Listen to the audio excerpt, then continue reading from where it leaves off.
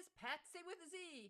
Welcome to Joy on Paper Live, a program for writers and those who dream of writing, and for everyone who wants to know the story behind the book.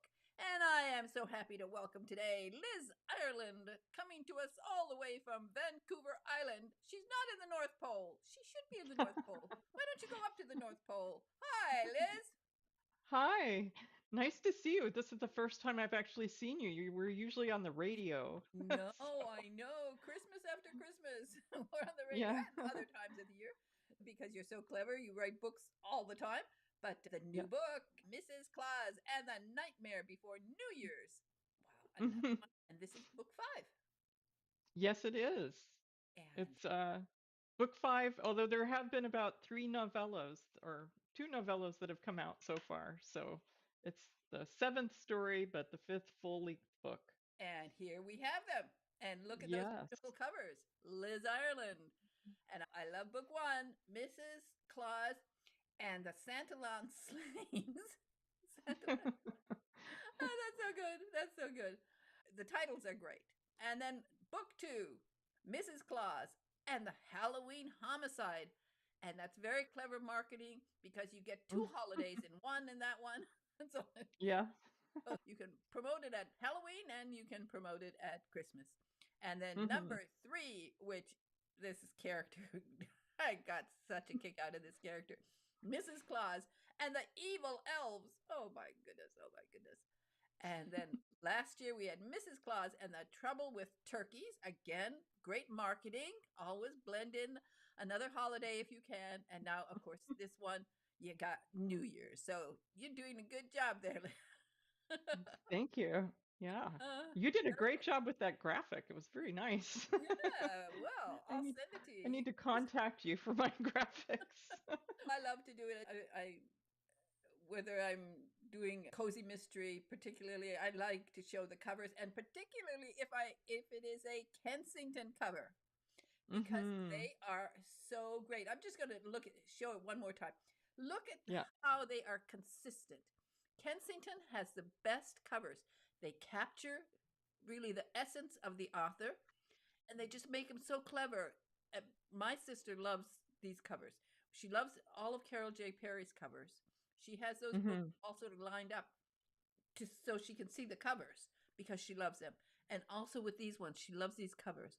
My Yeah. sister is a connoisseur of cozy mysteries, and if she says the book is good, it is good because she knows books, and she Yeah. loves this new book. I should give a shout out to Olivia Holmes as the artist for those covers. She does the artwork with the cute elves and turkeys and all of that. And Christine Mills does the cover designs with the fonts and everything. But Yeah. it Kensington does an amazing job. they do. They are fantastic. Wow. 5. My goodness, it's remarkable. Now, let's lay out the story for this new one because it is fun. It is lots of fun. And you can tell everybody this whole storyline here. And there we have it. And it's going to be for New Year's Eve too. And again, So should I just start? The story starts. I wanted to tell the story of what happens in Santa Land after Santa takes off to do his big night of deliveries. And so that's when the story begins. Santa has just taken off in the sleigh. You can just see him still in the sky. And his wife, April, is a little nervous watching your husband ride off on a big overloaded sleigh with just powered by reindeer and no seat belts. And it's a little unnerving. yes, it is. Yeah, but the town is really, Christmas town is celebrating because it's their big night and it's the end of all their year of labors. And so they're going to start a week of nonstop fun and celebration and waiting for the sleigh to come back the next day. But in the middle of their celebration, an elf comes into town and he's out in the wilderness. He's discovered three human strangers and they're in very bad shape. They've obviously been lost in the tundra and the snow for a long time. And one of them has an antler embedded in his back. And it looks like someone has tried to kill him with an antler. And we don't know if it's a reindeer who gored this poor human or somebody else using an antler as a weapon, but that's the germ of the problem in the story is like there's these three strangers who've come to town. And of course, Christmas Town is supposed to be a kind of private place. It's a secret place. Not everybody can get there, or not everybody is allowed to just saunter in. And we don't want a lot of publicity about Santa Land. We don't want it turning into a tourist trap. So the elves decide that they're going to try to disguise um, from these three strangers the fact that they've landed in Santa Land. And so they're trying to make it seem as if it's just a normal town at Christmas time. and, and it's not populated with elves, and there are no talking snowmen, and there are no reindeer who are flying around and also talking to. So everybody has to pretend to be normal, and it's a big ask for Santa Land at Christmas time because people are wanting to celebrate and not pretend to not be what they are. So that's the germ of the story. It's so much fun. And authors, whatever genre you're in, you do world building. But of Hmm. all the worlds to build, Santaland is a great one. So you've had fun with that. You have lots of different parts to that town. So tell us how, yeah, tell us, you came out with the idea to feature Mrs. Claus because after all, she has not gotten the recognition that she deserves. It was all about Yeah. him. But there's Yeah. always a strong woman behind a great man. Mhm. So we know. In the first book, she's just married Was Nick Claus. And so she's a newlywed, and they met on vacation. When Nick was on vacation, she was running an inn on the coast of Oregon, and he came down and stayed at her inn on while he was on vacation, and she just thought he was a kind of handsome bearded fellow, and and they fell in love. She didn't know exactly who he was until he finally had to tell her, and then they got married, and he whisked her away to Santa Land, where she's a little bit of a fish out of water. She doesn't quite fit in. Her name is April, for one thing. She's not quite a Christmas person. She doesn't like the cold weather. She's not really a big fan of eggnog. And oh, which is, yeah, it's the beverage of choice everywhere in Santa Land. But she's learning to fit in. She's been there a few years now, and she's become a regular citizen of Santa Land, and but she still finds a few things odd. yeah. And I keep trying to build on the world a little bit. Like this year, it's a little bit more focused on the reindeer because there's a reindeer antler that's used as a weapon. So the spotlight is on the reindeer. Is there a murderous reindeer out there somewhere? Hopefully not. We don't want the reindeer. But the reindeer are also, they're preparing for their big celebration of the year, which is the annual Hop and Snort. And there are several reindeer who are like trying to get themselves in shape to really knock out the other ladies at the Hop and Snort, their attractiveness. It's just so clever. I do love how everybody, if you look at the cover, you'll notice there is one one reindeer there missing.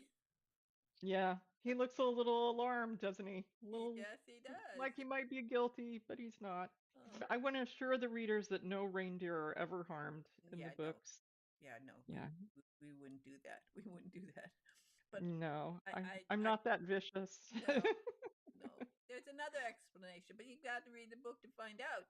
And Yeah. meanwhile, you meet a lot of wonderful characters along the way. The elves are always active.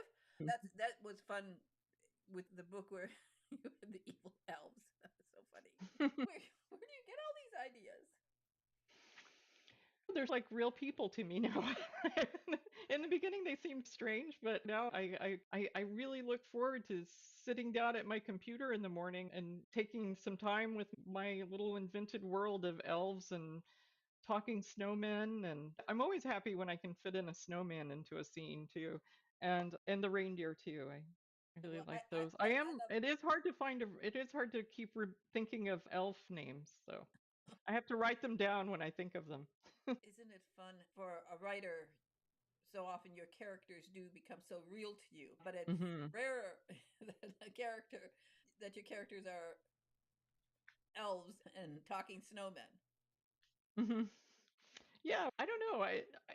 For one thing, April is our conduit into the world, and she's the everyman walking around in this kind of strange world. And her best friend is an elf, Juniper.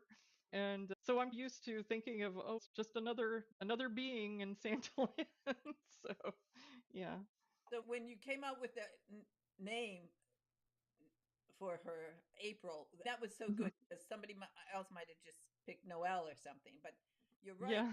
This keeps her as an outsider, somebody who doesn't like snow. Yeah, she's not a really great fit for the world up there, but she's doing her best. That's what I love about April is she jumps into things and is over her head that are over her head and she does her best to figure out whatever's going on. She sometimes goes wrong.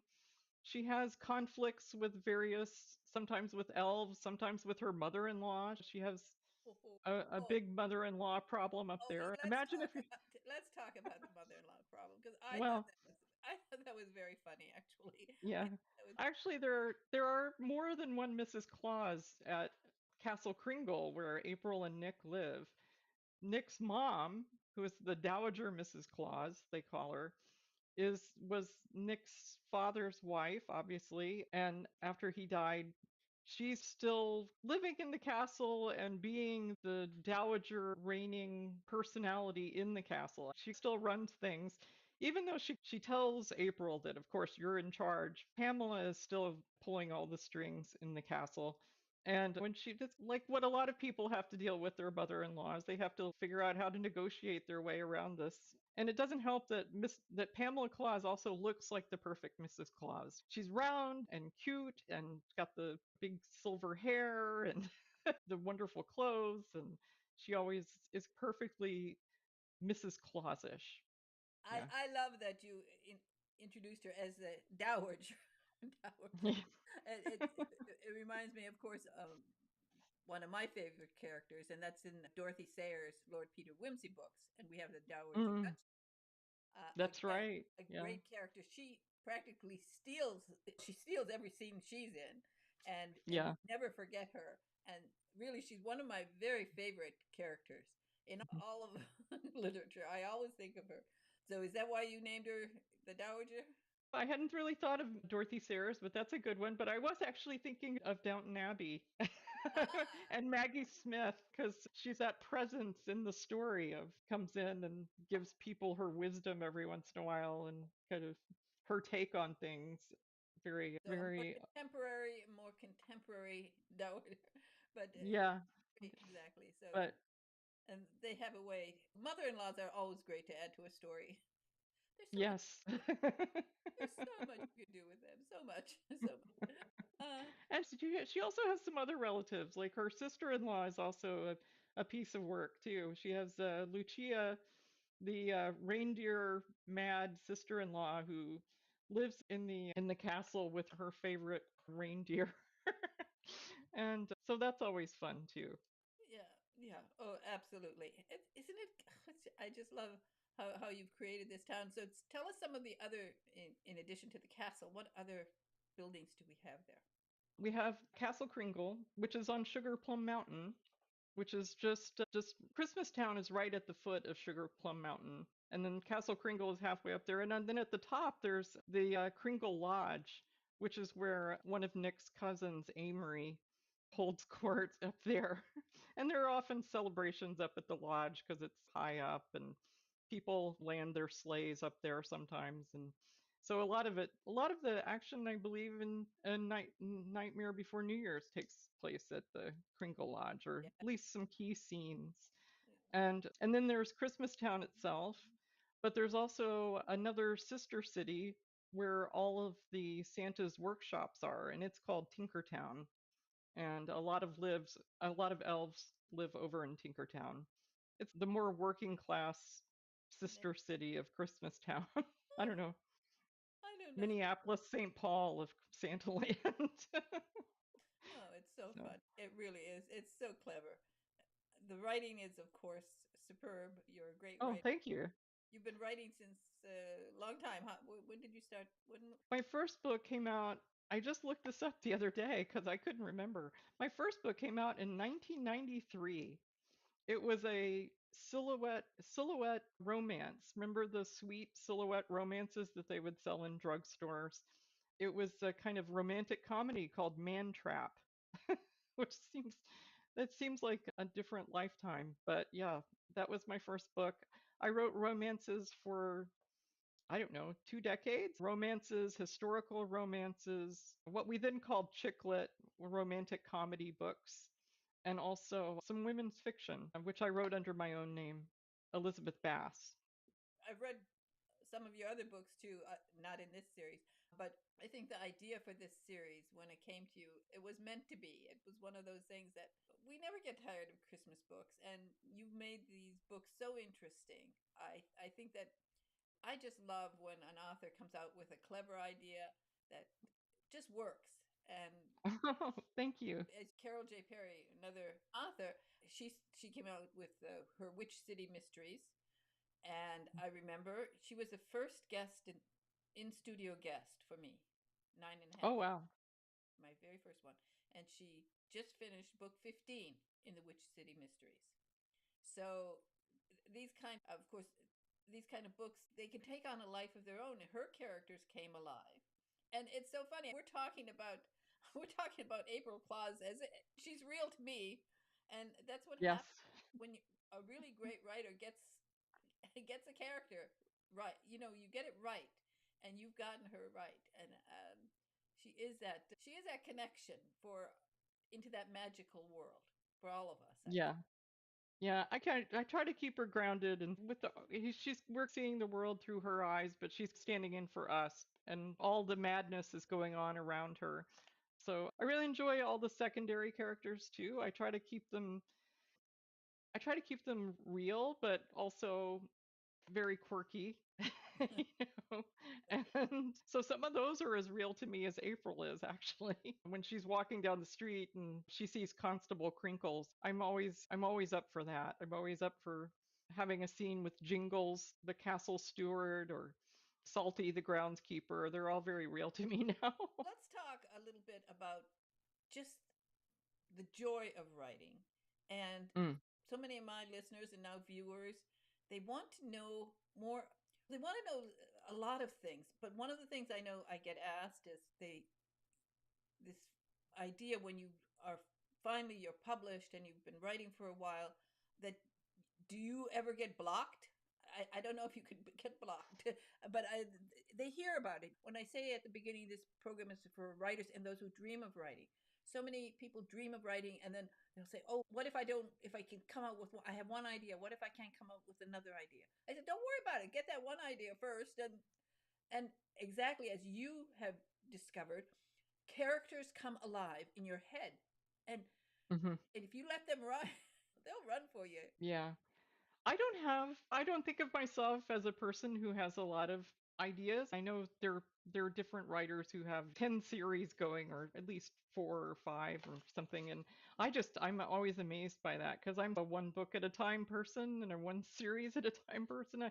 I have a hard time writing even two at a time, like two series in a year. But I think I think the idea is to think of one story and write it as the best you can and make it as real for yourself as you can. And I think once you finish that one story, when the next time you sit down, another story will come to you. They come to you in surprising ways. You'll think of a character that just you want to that you suddenly want to have down on paper, or you'll think of a situation that tickles you if you're reading a paper. Sometimes I read advice columns in papers, and I'll read some kind of conundrum somebody's having in an advice column with their either with their family or their husband or something. I'll think, oh my gosh, that is the best. That is the best little conflict to start a story with. You can find ideas all over. It's best not to find ideas from your real life, I think, with your immediate friends and family. Try to keep those out of the books. But yeah, but you can just, I do get blocked sometimes though. And I usually think that when I'm blocked, it's a sign that there's something in the story that's just not right. That I'm trying to It's when you're making a jigsaw and you have a piece that's almost right and you're just trying to squish it in there and make it work. And you have to just sit back, go back, look at everything, find the right piece, and then it'll start, everything will turn right again. So sometimes you do have to step back and think, what is it that's not working for me here that makes me not want to continue with this? Is it I've thought of the wrong motivation for this person to have done what they're doing? Is there somebody who's missing from the story that needs to be in it? One time I had a story, it wasn't a mystery, it was a romantic comedy, but it was about a woman who discovers that she's a witch. And um, she's going about learning how to be a witch, but for some reason, when I was plotting the story, I had forgot that she might need a mentor to teach her how to do this. She was just learning from books or going online or whatever. But I finally brought in a kind of older witch character, and Older and wiser. older, wiser, and a lot crazier. And suddenly the book came alive for me again. I was like, oh, okay. Yes, she needed somebody to work off of. And a lot of times our main characters, we don't give them enough atmosphere around them to make them come alive. If your character has no friends, that kind of it can say something about a character not to have friends, but most of us do have friends, and the friends say a lot about us and give us a lot to work off of. And I always notice that in stories. If things seem a little lifeless, I always think it's missing people or it's missing atmosphere. Think about Robinson Crusoe. He needed somebody to bounce Well, ideas off yeah, of. yeah, and that story really comes alive too. That's my favorite one of my favorite moments in literature, because you're enraptured with the story of this man who's on this island by himself. But what really like changes the story and makes it that unforgettable moment when he sees the footprint and knows that, oh, there is somebody else here. So I don't know. And then we have Yes. Okay. Friday, and Friday, then you have somebody to bounce ideas off of and talk to. Yeah. So exactly, that's exactly what you need. Now, you've written what, about 25 books, something like that. I can't remember. I've written actually, I think I'm writing my 50th book. Oh my! I've lost count. But yeah, I wrote a lot of romances, mini romances in my early career. So in those Um, early days, was it necessary to have an agent, or like Harlequin? When I think you could just send in your books and they would pick them up if they liked them. But did you need I an? believe I believe with Harlequin you still can, although it's getting harder. And but I've always had an agent ever since I published my first book. When I submitted my first book, I did not have an agent. And that book sat on an editor's desk for a year and a half, maybe. And but I finally got an agent while it was sitting on the editor's desk. And after I got my agent, within several weeks, I had sold it and got a contract. So an agent makes a huge difference if you're involved in traditional publishing. It just gets you uh, doors opened much faster. I think there are still places where you can go without an agent, but the big publishing houses definitely respond to agents much faster. Much faster. And then, of course, as over the years, you've had different publishers, but now that you've hit it with Kensington, that's terrific because they are such a great publisher. They really I support. will say, yeah, they're a great publisher, and I will say I really haven't had that many publishers. I worked for Harlequin. I wrote for Harlequin for several years, Silhouette and Harlequin, and I've worked for Kensington since the turn of the century, which seems like such a weird way to say it. But from around the year 2000, and more strangely, I am this. It's one of the strangest stories. I have worked with the same editor for all of that time since about 2000. We've been together for 24 Wow, years. that's Yeah, how many years? 20. yeah. Yeah, about 24, 25 years we've been working together. Yeah, through many different genres. And he was the one who suggested I write mysteries. because I was going through a bad patch and he knew it. And it was about 10 years ago. And he said, I've always thought, yeah, John Scagnamilio. Yeah. He Yeah. has created so many. What he does for authors is incredible. He comes out with these ideas and then he runs it past the author that he thinks would would be the ideal candidate for it, and telling Mm-hmm. suggesting to you that you do mysteries. He just It's because he knew you and he understood Yeah. how your mind works. Oh, he I don't know. I've always said that an agent is worth their weight in gold. Now I don't know how Yeah. heavy what is, but I he's he's very trim, but he yeah. is worth his weight in gold, and he is just the greatest person. I can't say enough good things about him. He's a great advocate. If he sees something in someone's writing that he likes, he doesn't give up on them. If something doesn't work, he'll try to point you in a different direction.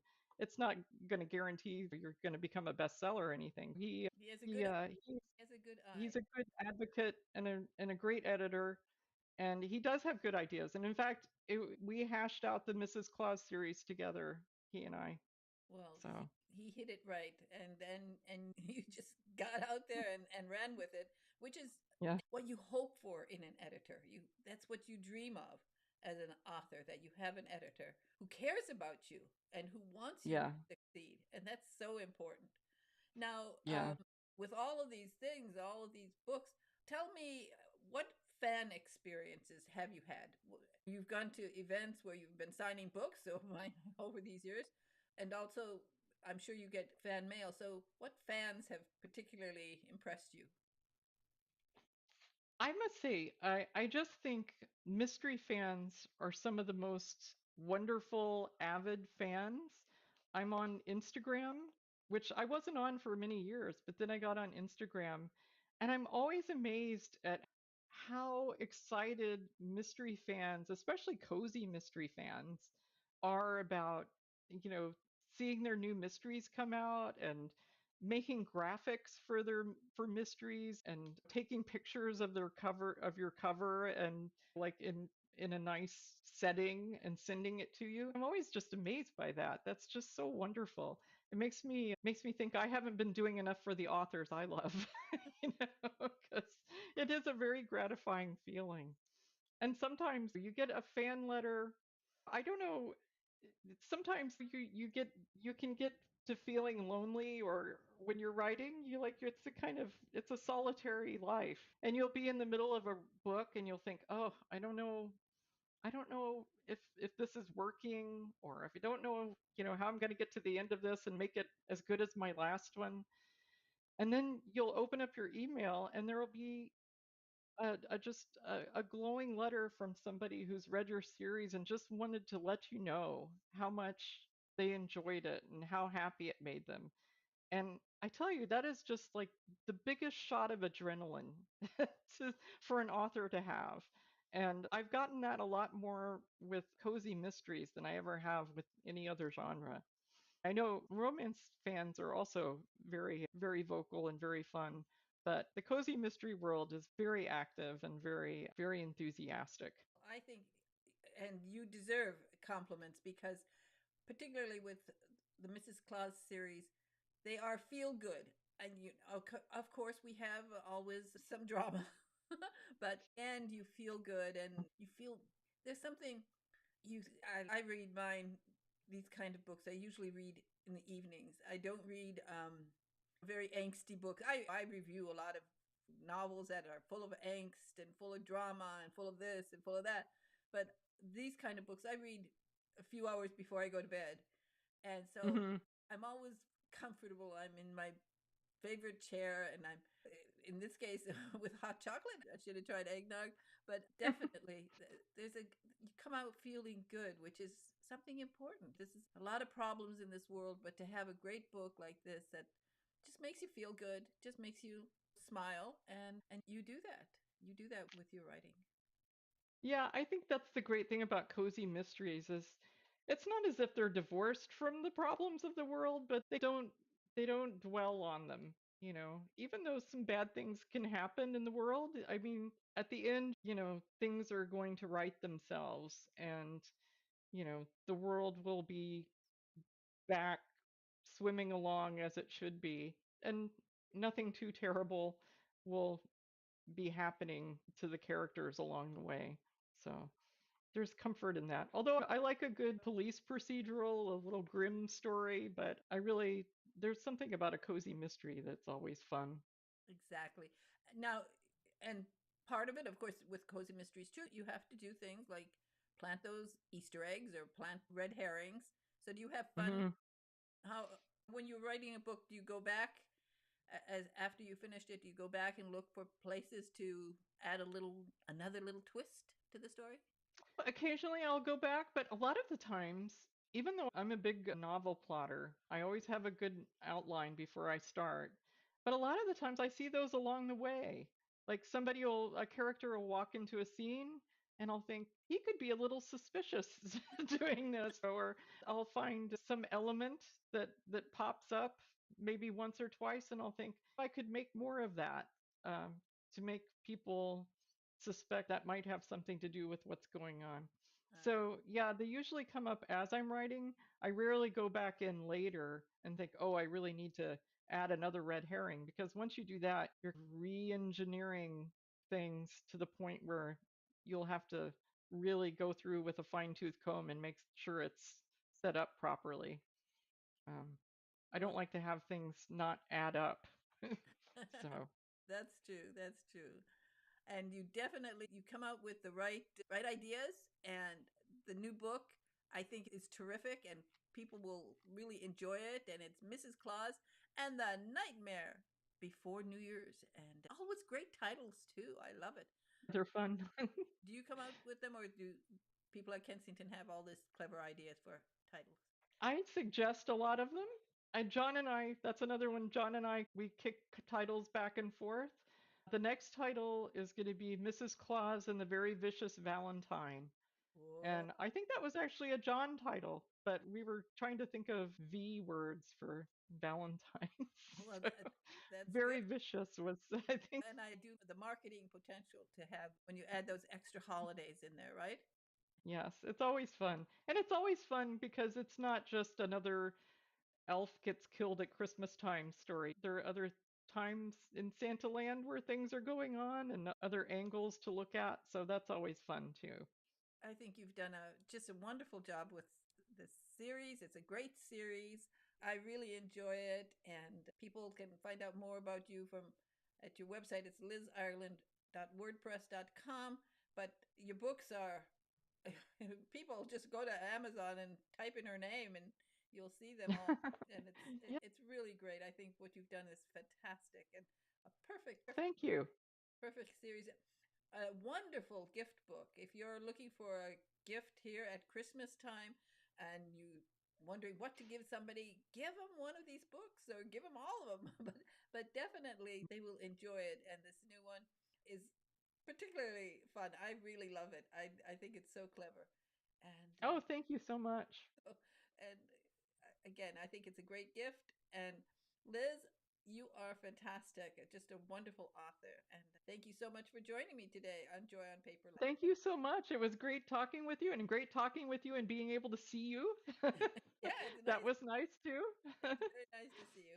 And as you Yeah. see, I already put up a sign in up there in Santaland. I put a Joy on Paper live, so you can put that. Yes, Put that is that in so the town. cute.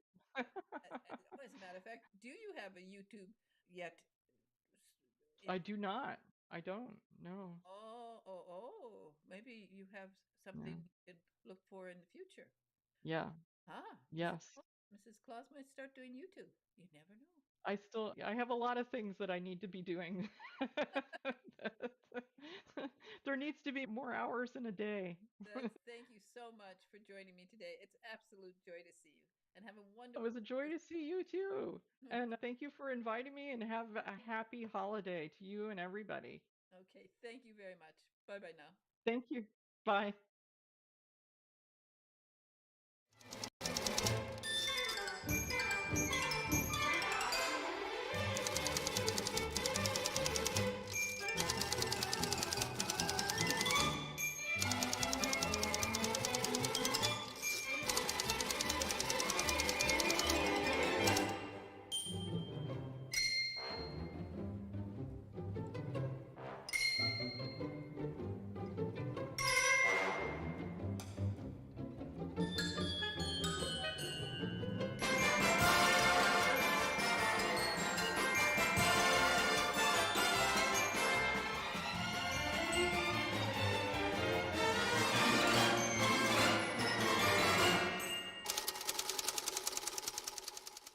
always fun to talk to Liz Ireland about her books, and particularly the Mrs. Claus series. This is book 5, and it's an exciting one. Please subscribe to Joy on Paper Live and make sure that you make a comment, because authors really need comments. They need encouragement. They work so hard, and it is just wonderful for them to see a nice comment after they do an interview, and whether it's here on YouTube or when you buy their book and you make a comment on Amazon, it's most appreciated.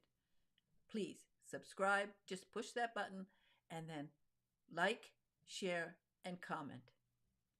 And remember, get out there and find the joy, because life is beautiful and you should be enjoying it.